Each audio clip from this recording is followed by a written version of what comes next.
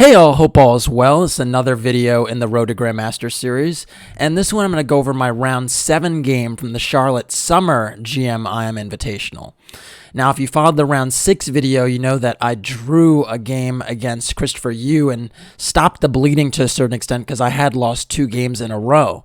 So, I'm still on -2 and have yet to have a win in this tournament, and I'm just trying to keep something going because, there's 3 rounds to go, so the tournament isn't totally over yet, and, you want to kind of right those wrongs. But my opponent in this one was a very, very strong player who you may be familiar with if you've been following this channel, International Master Jacobson. And I've played him, obviously, a number of times over the course of this year because we're both kind of on the same circuit, if you will, trying to get norms, increasing our rating, and so on. And, a very, very formidable opponent. So I was black in this one, which really creates an additional challenge because Brandon is actually very, very well prepared with white. He tends to play some weird stuff with black, but with white, he's typically getting very, very promising positions. So I knew I'd have to be very, very alert. And because usually he's the first to surprise. But in any case, let's get into it. So he opened with e4. I open with c6, going for a Karo-Kan. Knight c3. And typically when you see the move knight c3, move 2, it kind of tells you that they're either going to play... usually it tells you they're going to play the 2 knights variation because knight c3 is a very, unique move order.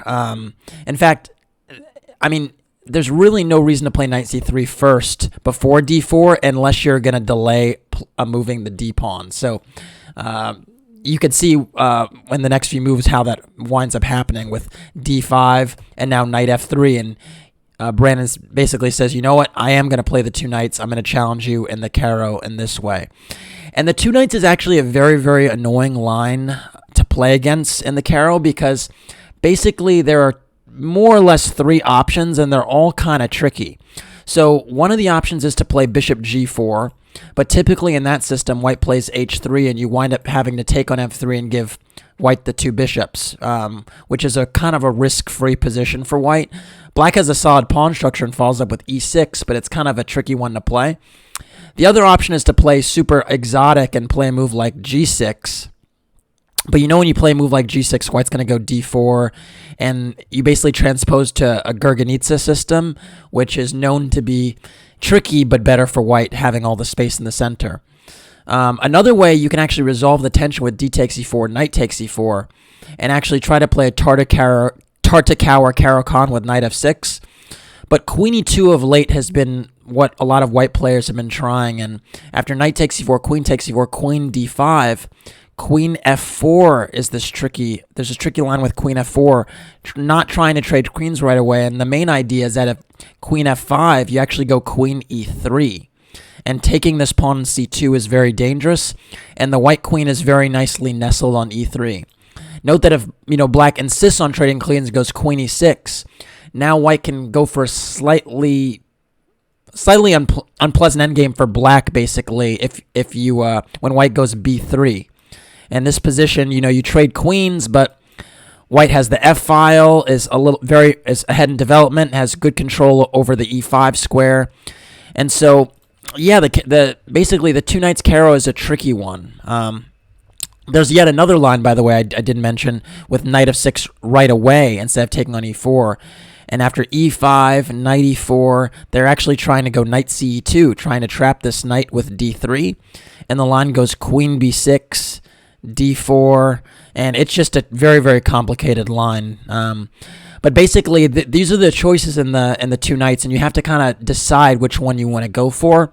And nothing is super easy, but I decided to go for bishop g4, which is in theory the most solid line, but it doesn't really promise black great winning chances, and white typically is a risk-free position after the move h3.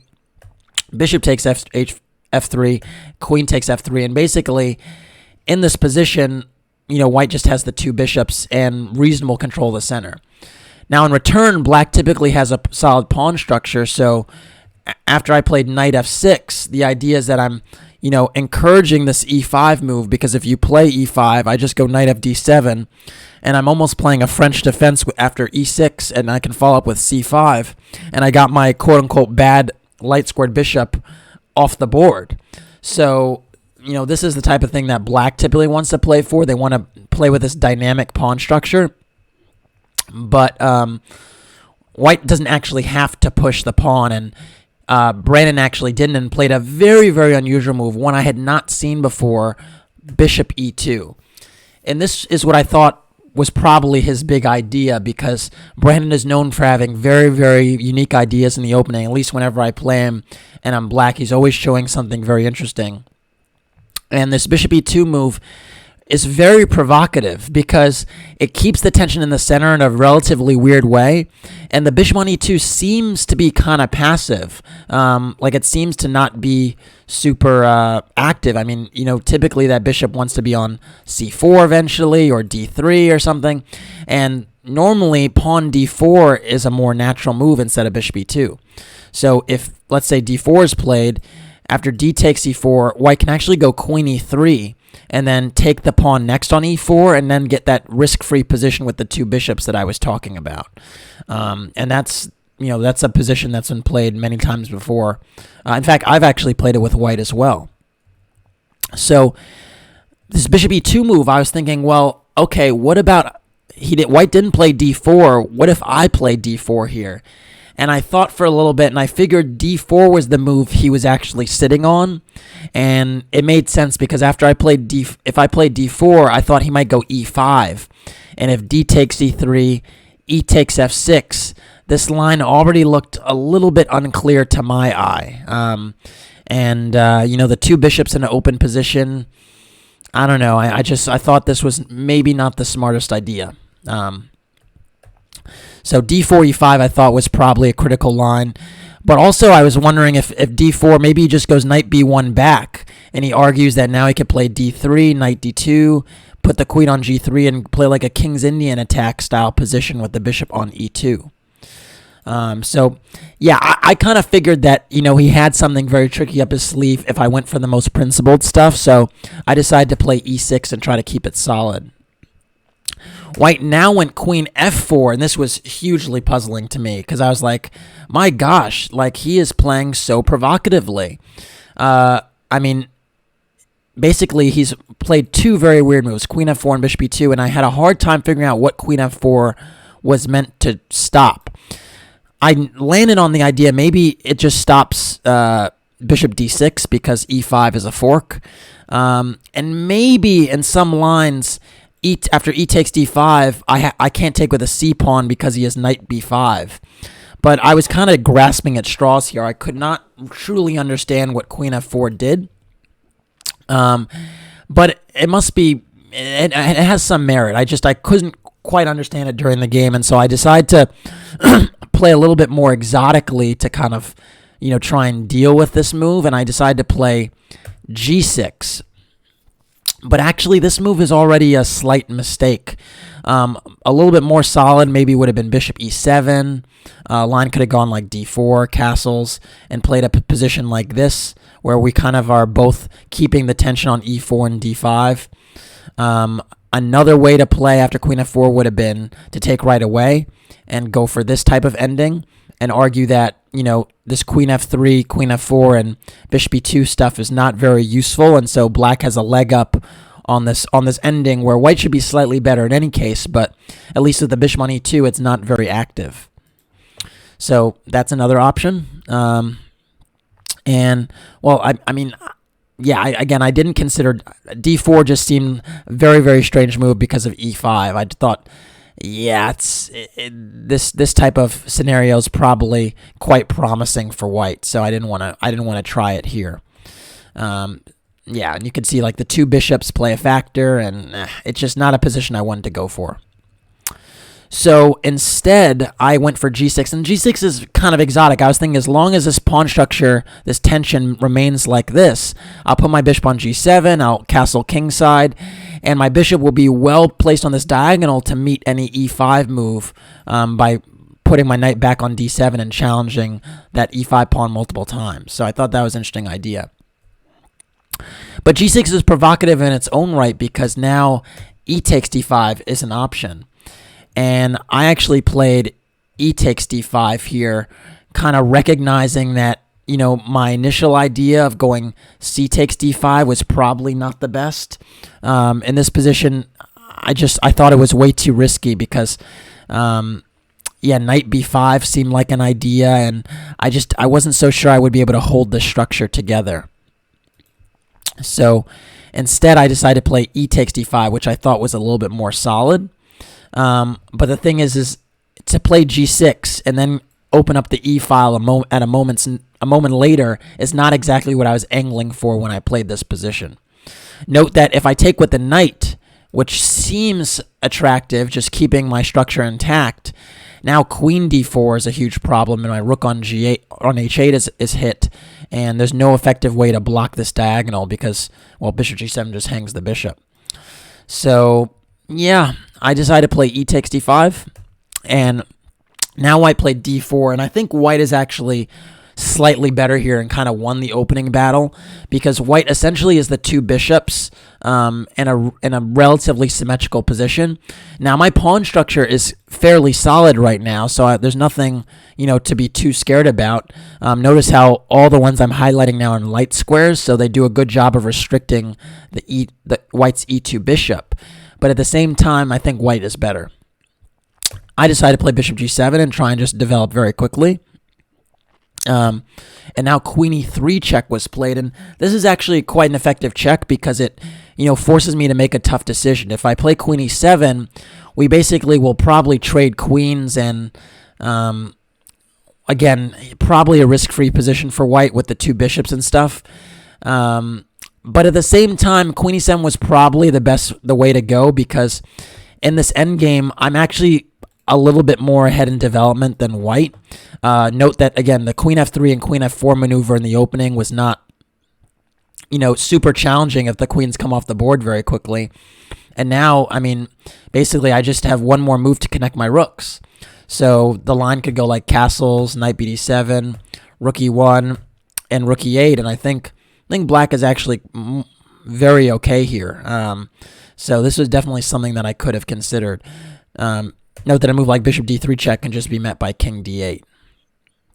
So, yeah, definitely should have considered queen e7, but I thought that it maybe would give him a risk-free position, but in actual fact, black is actually quite decent there. So, anyways, I went king f8, and king f8 is, another mistake because this king on f8 means that my rooks aren't going to be connected for a very long time, if at all.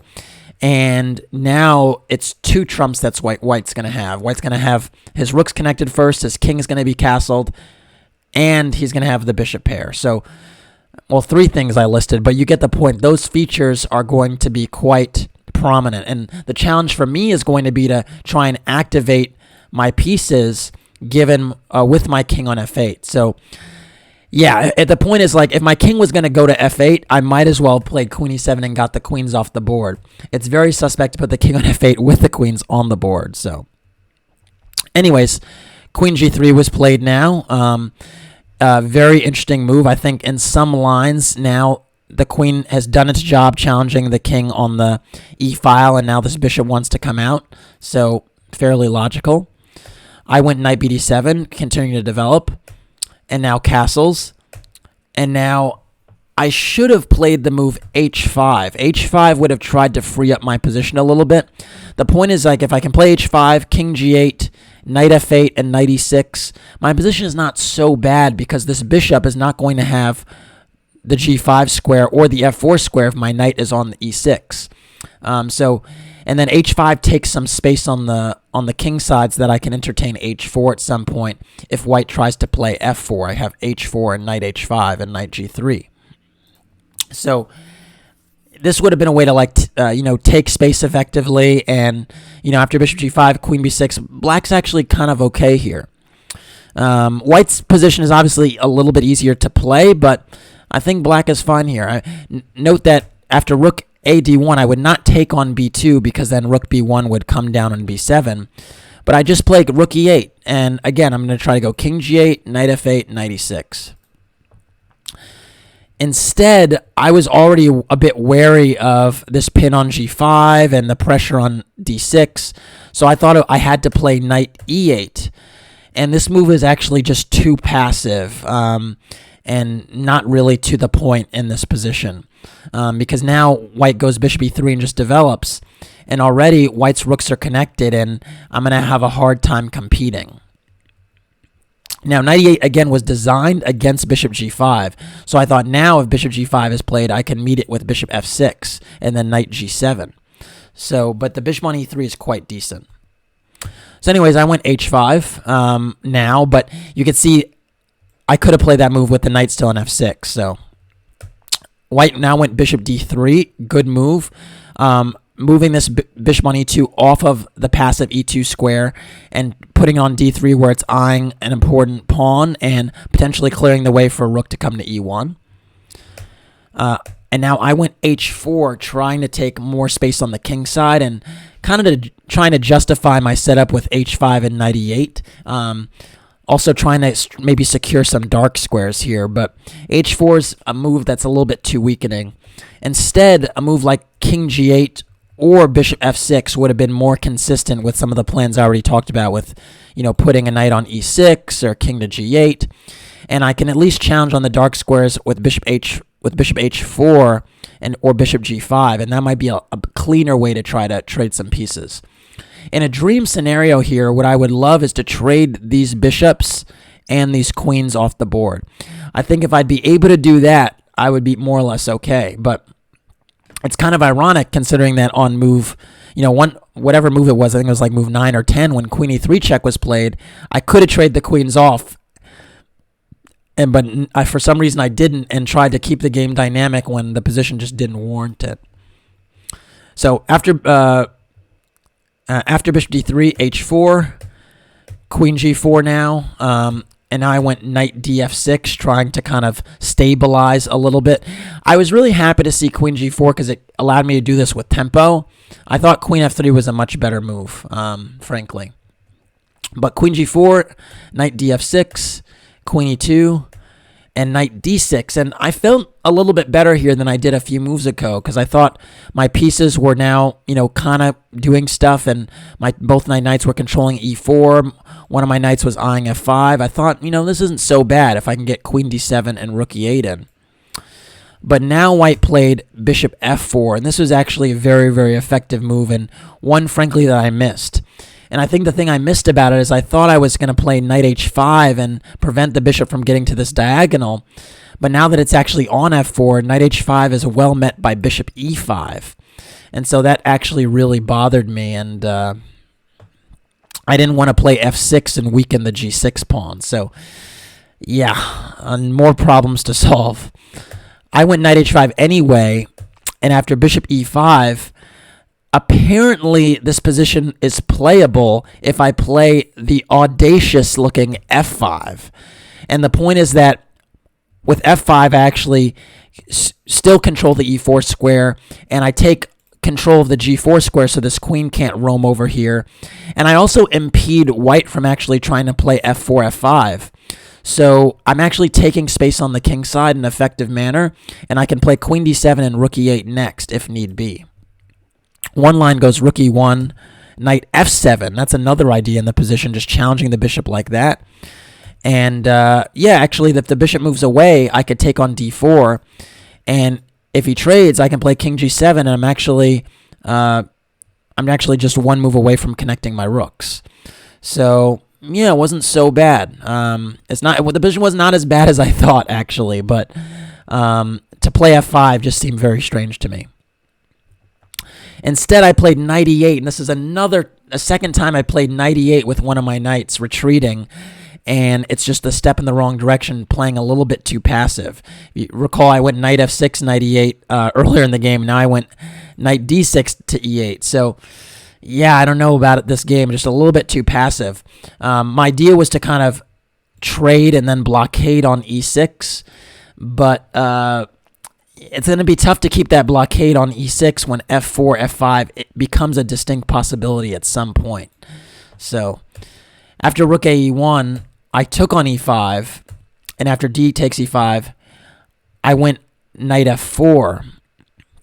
But actually a better move would have been knight eg7, keeping with that plan that I sought out, because in this version, f4 is actually not possible because I have knight g3 forking the white rook on f1 and the queen on e2. So it actually turns out that my plan of going knight g7, knight e6 is kind of logical if I keep this knight on h5 because it dissuades f4. One other thing to note is that actually if I play knight g7, or knight eg7, one of the things I was worried about was always e6. But in this position actually doesn't work because after knight takes e6, bishop takes g6 is what I feared, because obviously I can't take because e6 would be hanging.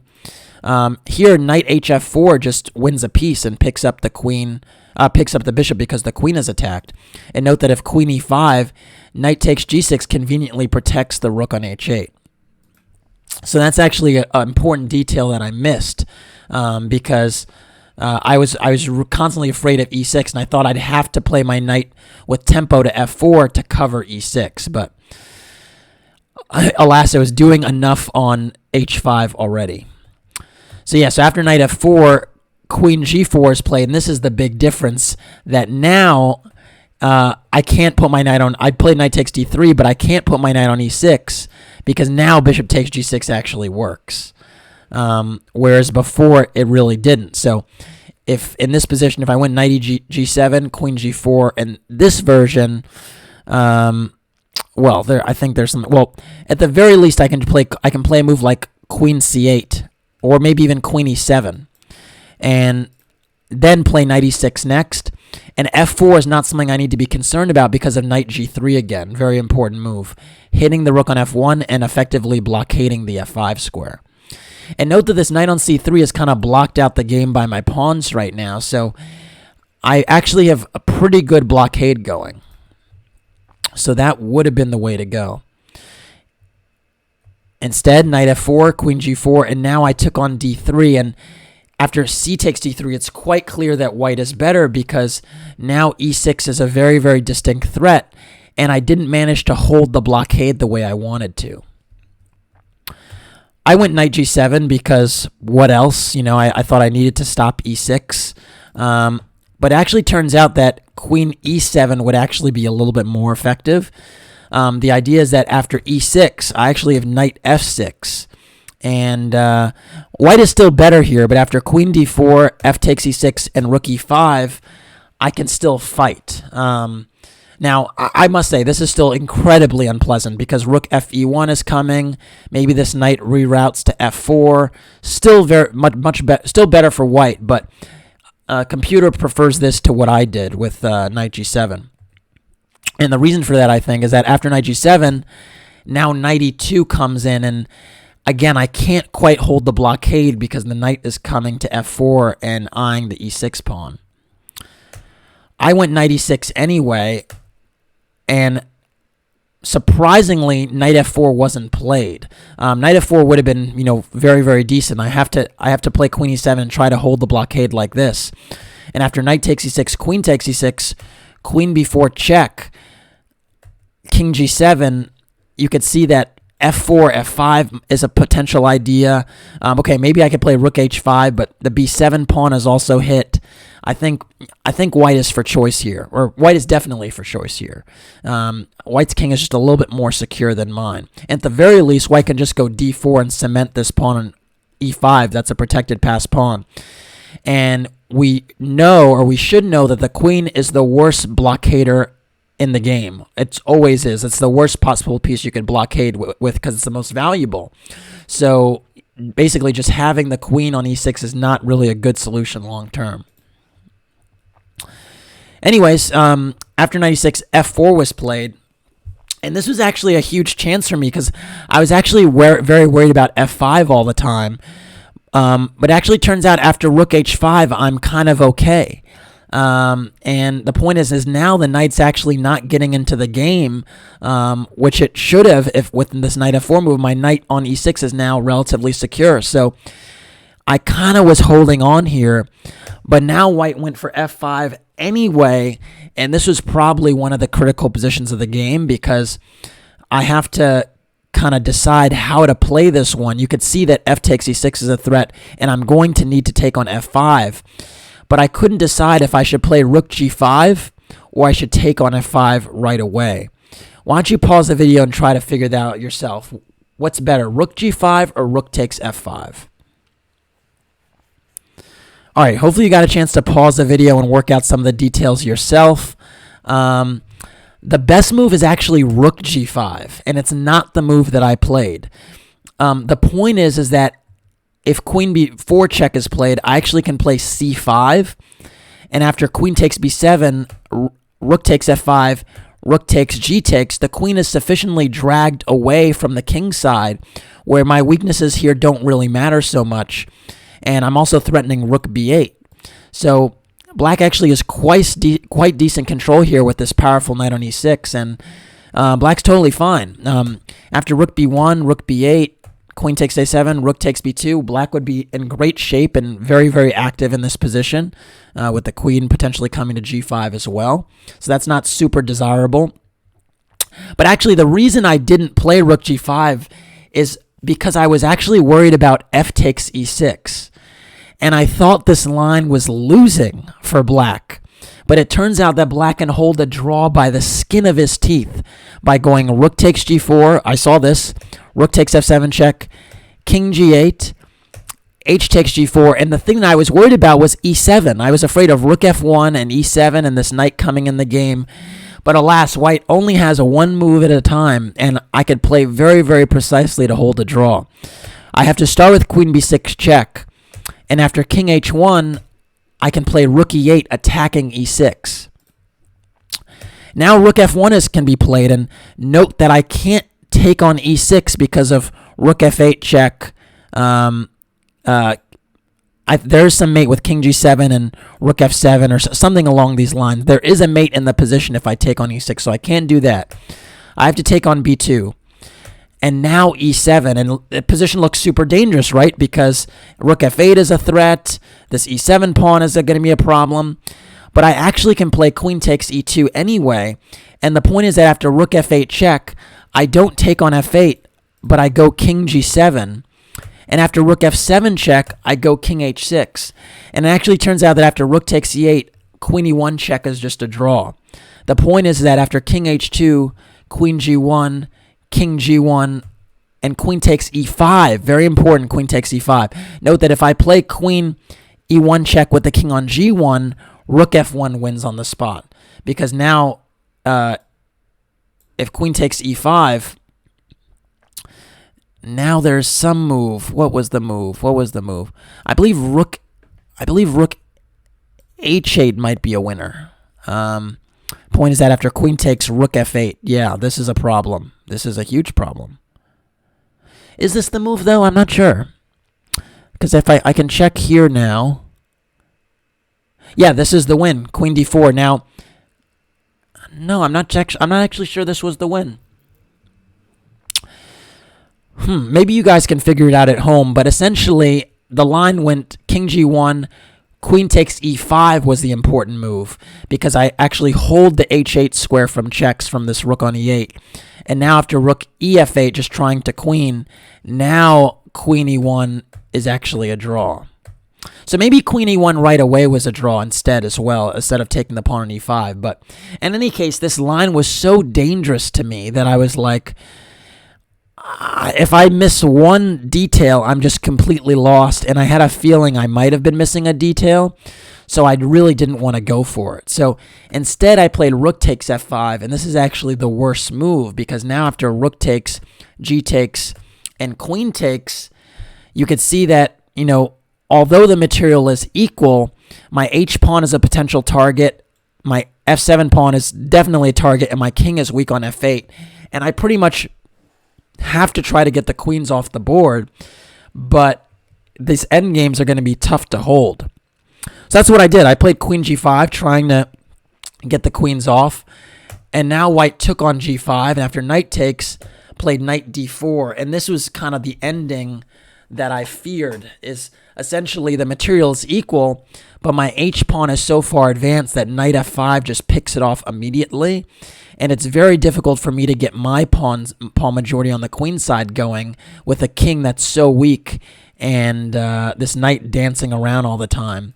So yeah, I thought this position was actually very close to winning for white, and I kind of knew that I would have to pull something out of the hat to try to hold this.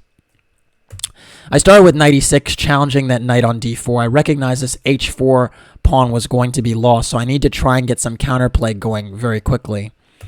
And knight f5 was played, and then I went knight f4, trying to hit at the d3 pawn. Now, d4 is played, good move, just protecting that pawn before taking h4. And because of d4, I actually should have started with c5. This would have been more precise. Point is that if knight takes h4 now I attack with knight f4, and you can't actually play d4. And at least my pawn majority on the queen side is actually doing something. White would have to go rook e3 here to cover that pawn. And now I can actually go rook e8 and activate my rook along the 6th rank potentially and get some counterplay. And apparently black is not lost here, although the task to hold this would still be very tough. Instead, after knight f4, d4, it's even more difficult to mobilize my majority now because c5 just hangs a pawn. So I went b6 now, trying to make up for this knight f4 move by playing c5 now. And after knight takes h4, I went king e7, but king e7 is actually another mistake. Instead, I should have played rook c8 very quickly, and after knight f5, c5, trying to get my pawns going on the queen side because that's my only hope. King e7 actually just invited the white knight to come back into the game. So, bad choice. King h2 is played. This is a good move. Introducing king g3 to challenge the knight at some point. Note that the one trick with my knight on f4 is that you can't enter via the f file like you'd want to because of the knight d3 fork. And rook f1 is not possible either because knight e2 and I pick off the pawn on d4. And g3 to challenge the knight also isn't possible because knight takes h3 check, just picking a pawn, then retreating back to g5. So my knight on f4 is a little bit tricky, and king h2 is just very good prophylaxis. I now went c5, trying to mobilize, and rook f1 was played, hitting my knight on f4. And here was basically my last chance to try to hold this one or to keep the balance, and I could have tried with knight e2. The point is that I attacked d4 right away and kind of forced an exchange. And after d takes c5, knight f5 check, and king e6, at least my d pawn becomes a runner and a source of counterplay. Knight g7 could be tried, and after king e7, g4, and white is still better here for sure.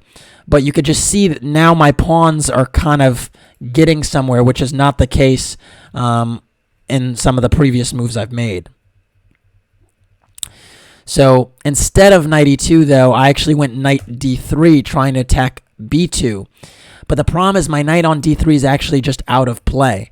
And after the move rook f6, this really is a move I missed and really highlights this, because now after knight f5 check, my king is driven backward if I want to defend f7, and the knight can also come into d6 and challenge f7 that way. So rook f6 is a super strong move, bringing the rook in before you bring in the knight, and then stopping my king from stepping up to the 6th rank. So that was actually a detail I missed, and now I believe the position is lost.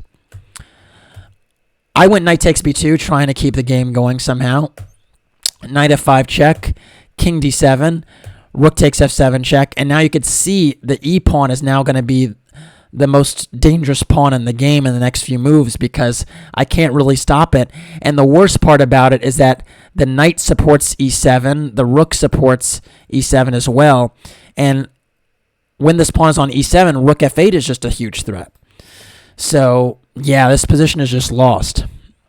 I went king c6 because I thought it was my best bet. Note that if I go king e6, rook f6 check would be played, and after king d7, e6 check, he's just getting these moves in with tempo. So I thought this was the best chance to actually run away to c6 and try to push my own pawn. And after e6, you could just see e7, rook f8 are serious threats. I tried pretty much my last chance in the position because actually Brandon was kind of low on time. And so I thought, you know what, let me just make a few more moves, just make him prove the win before I completely resign. And I decided to play c4. The idea to go c3, c2, if allowed. And now white did something that was extremely, extremely peculiar, and actually, amazingly, a blunder. The move that wins on the spot is the move e7. And he did not play this move. Incredible. Again, the point is that after e7, rook f8 is just a serious threat, right? And there's no real way to deal with that. And then the pawn goes through. Instead, he started with the move knight g7, and this is different now. Because now after knight g7, I can go c3. And this gives me an extra tempo that I seriously was in need of. And now the game is not clear anymore. e7 was played, and amazingly, after e7, this position is equal. Because now I can play the move c2. And all of a sudden, it's just a race because this knight wasted a tempo by knight g7. All you need to do is play e7 and rook f8. There was no need for this knight f5 to g7 maneuver. But now it's not clear. e8 queen was played, and I played rook takes e8. But just a note, if rook f8 is played now I can go c1 queen, and that's the key thing, is that after rook takes a8, now I have a draw with queen f4 check. And if king g1, queen e3 check, and you can't actually evade the checks. Amazing. So now I can queen first if he goes for rook f8. And so he tries to go e8 queen, and now I take rook takes e8, knight takes c8, and I can't queen because rook c7 picks off my pawn on c2, but I can play the move king b5. And this position is amazingly equal. It's an equal position. Even though I'm a full rook down, my pawn on c2 is now threatening to queen, and it's not so easy to parry that threat. There's one move here that draws the game. Why don't you try and pause the video, white to play and draw here. I know it's an amazing turn of events, given the circumstances we were looking at a few moves ago, but try and find this move, white to play and draw. All right, hopefully you paused the video and got a chance to mull over the lines. The only move that holds the game here is the move knight d6 check. And the idea with knight d6 is that after king c6, you can go knight e8 back. And the point is that rook c7 check is a threat again, so that would lead to a repetition.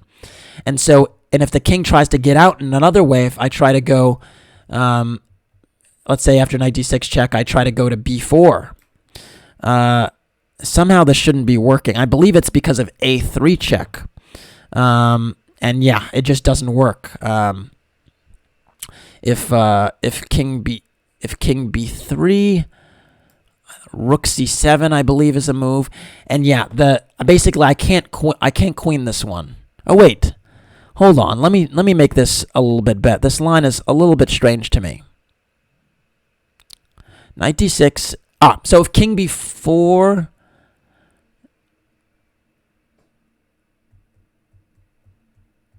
Yeah. This is a draw with knight d6 check. Another thing to consider is actually knight c7 check. And the idea is that after king a4, rook f1, knight d1, knight takes d5, c1 queen. Amazingly, rook takes d1 holds. Amazingly, because after queen takes d1, knight c3 is a fork. And so this is actually another way that black could hold the game, or that white can hold the draw. But actually, in this position, I think that black can hassle white for a little while, given that the fact that the king is a little bit open and the knight and rook aren't yet coordinated. I might be able to harass the knight with a move like queen c6 and try to play for a win here, although there is no win. So another amazing line that holds. Unfortunately, after king b5, Brandon only had 30 seconds left on his clock, and he played the move Rook F1. But this move just loses on the spot because of the very crafty, unique Knight D1. And all of a sudden, the rook is cut off from the C1 promotion square, and I'm just queening next move. Black went Knight D6 check now, but it's just a move too late, and I just need to find the square where there'd be no more checks, and the square is A4. And from A4, there are no checks on the black king. So amazingly, my pawn on C2 is just coming through, and it's becoming a queen. White now went Rook F7 to try and check me on A5, but I just queened, and after Rook takes A7, it's just one check. I went King B4, and there are no more effective checks. A3 was played, which is just kind of a spite check because my king could step up to B3. Note, not C3 because Rook C7 check would pick off my queen, but King B3 hides the king sufficiently, and now I'm totally safe up a queen for a rook, and this one is winning for black. Rook F7 was played. I went King takes A3 now, just taking that pawn. And Knight B5 check, King B4. And White's going to run out of checks really quickly, and as soon as he runs out of checks, that's game over. Knight C7 was now played, and I went Knight E3, which conveniently defends my D5 pawn and also eyes G2. And I'm also threatening Knight F1 check in some lines. White now went H4, trying to give his king some luft and trying to run the pawn. But now I just went Queen B2, and I'm actually threatening Queen takes G2 mate and Queen takes D4. And given his lack of time and the litany of threats in this position, Brandon actually resigned. He was obviously pretty disappointed and upset with himself after this game because it was so clear that he was completely winning. But it was nice to have luck on my side for once. I felt like I'd played these really, really long games throughout the tournament and just hadn't been able to squeeze out a win when I needed one and so on. And it was just nice to not lose a losing position for once. And, you know, I was actually going to be quite happy with a draw, but to win it, well, it felt like Christmas came early. So, anyways, finally got on the board with a win, and now I was on -1 instead of -2, so I was super, super happy because I knew I could have easily been -3 after this game and been in a world of trouble. Anyways, that's it for this one. Thanks for watching. Please like and or subscribe to the channel, and if you want to support the Road to Grandmaster journey, please do so by making a donation through the PayPal link in the description below. Thanks again. Take care.